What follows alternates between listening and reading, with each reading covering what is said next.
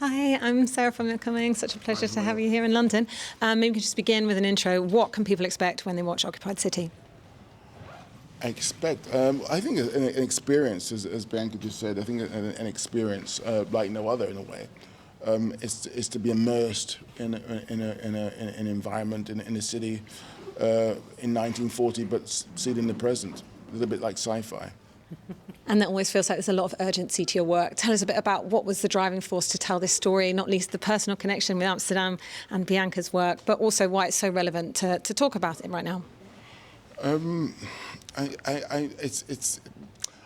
lot of people are saying the relevance of it now because of the situation we're in. Again, it's one of those things where it's kind of deafening in a way, and it's kind of blinding in a way.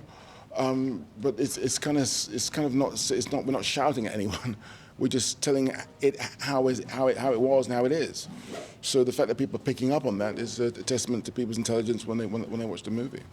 And of course, the depth that you went into that research, having a 36-hour version. What was the collaboration like, and how long did that all take? Writing the book took quite some years, like 7 or 8 years, I think. And making the film then took again a few years. Huh? Yeah. So yeah, it's a very intense process, of course. And the subject is very intense, but you also have to find a way to get it over the footlights, in combining it with the present in a way that you have not seen before. Yeah. Don't compartmentalize the past and the present, but bring them together. I think a sort of a real labour of love, really. Mm-hmm. So there you have it. A big theme is how the past influences the present, and I think this idea of memory and forgetting, and people sweeping away Suella Braverman when they said it reminds us of 1930s Germany. But actually, if we don't remember what's happened in the past, we can't change what might happen in the future.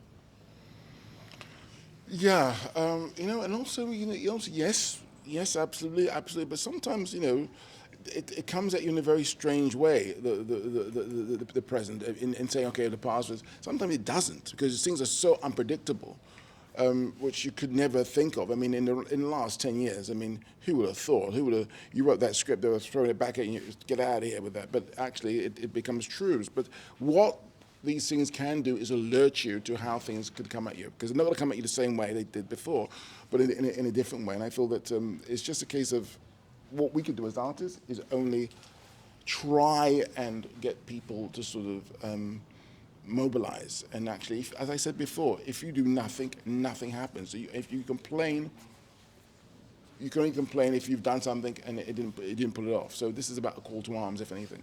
Just very quickly, it feels like in your filmography, you've tried every genre, and from Widows to Shame to Small Axe. What drives you to try all these different genres, and drives you as a filmmaker?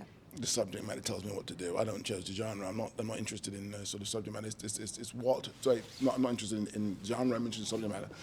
The subject matter wants to be a painting, well, I better get that canvas out. You know what I mean? Subject matter wants to be a documentary, well, let's get a camera. So depending what it is, it's about what. I don't bring a stencil and put it on the subject tells me what it wants to be. That's hopefully, as an artist, you're sensitive enough to sort of feel what it is that this thing wants. That's about it. Well, the power of art can be so many different things. It can bring you comfort, it can accelerate you, it can change your life. Too much. Yeah. That wasn't necessarily the beginning of our intention, I don't think, was it? Not really, no. But it's a good bonus. Yeah. Again, unfortunately, this the environment we're in.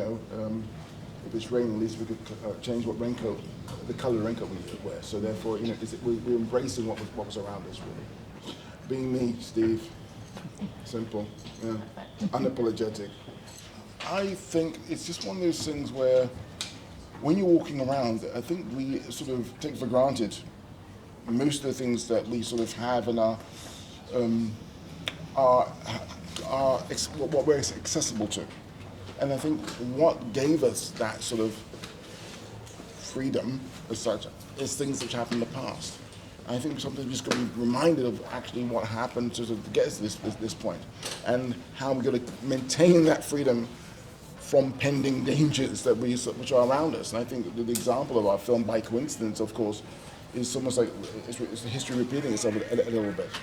And it's, if you remain passive, things are going to happen. You got no one else to blame other than yourselves. You know, you can't just turn your back. It's like the environment. You know, people say, oh well, yeah, it'll happen tomorrow. It's all down the road, whatever. But you know, sooner or later, it's going to sort of bite us in the bum. You know. Oh, of course. I mean, yeah, you know, you get fire go down to four and a bit hours. Yes, of course it was. But you know, you know, length is not a deterrent. What it is the subject matter is asking us to sort of look at it in this way. This couldn't, as I said before, be an hour and a half movie. In fact, it would be a disservice to it. It would be. Absolutely. Right. I think the material and the way it was done demands that kind of length, so that it's not, you know, something snappy, but something deep that you can really, you know, let yourself be overwhelmed Absolutely. by. Well, it can not be unemotional, but how how Bianca wrote in the book was very factual.